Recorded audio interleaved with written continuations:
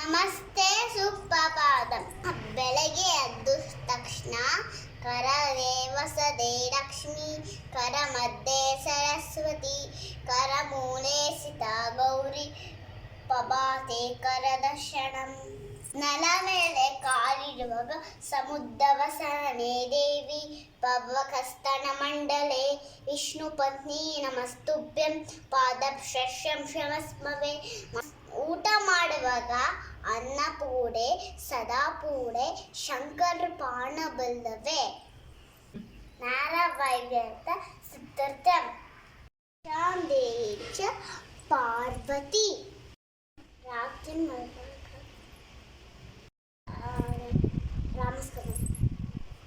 ರಾಮಸ್ಕಂದಂ ಹನುಮಾಂತಂ ವಯ್ಯದೇವಂ ಮೃಕೋದರಂ, ಶಯಣೇ ದೇವಂ ಸ್ಕನೇ ನಿತ್ಯಂ ದುಸ್ವಪ್ನಂ ದಶ್ಯ ನಶ್ಯತಿ.